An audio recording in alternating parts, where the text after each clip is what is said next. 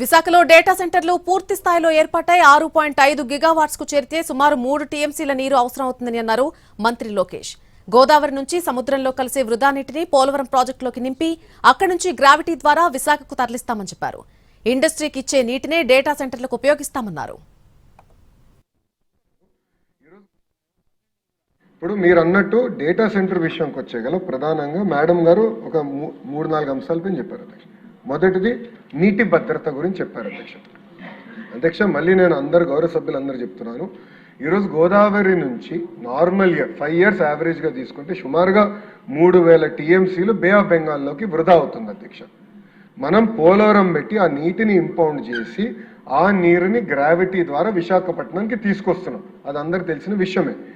ఈరోజు మనం చేసేది ఏంటంటే మొత్తం data centre eco system mature అయ్యి 6.5 గిగావాట్స్ కెపాసిటీకి వస్తే సుమారుగా 3 TMC based on current technology అవసరం పడుతుంది.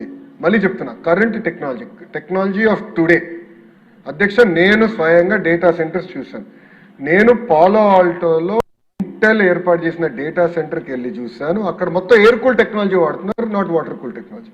సో టెక్నాలజీస్ కూడా చాలా ఫాస్ట్గా ర్యాపిడ్గా ఎమర్జ్ అవుతున్నాయి. కొత్త టెక్నాలజీలు వస్తున్నాయి. వాటర్ వినియోగం కూడా తగ్గించుకుంటున్నారు. ఎనర్జీ అవసరాలు కూడా తగ్గించే టెక్నాలజీ ఈరోజు వస్తుంది అధ్యక్ష. అది నంబర్ 1. నంబర్ 2, పోలవరం నుంచి వస్తున్న నీరు ప్రత్యేకంగా విశాఖపట్నానికి డెడికేటెడ్ ఎలక్ట్రిసిటీ.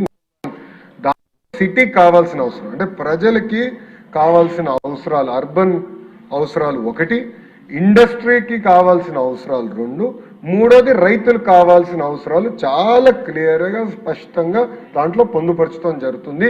ఇండస్ట్రీకి ఇస్తున్న నీరును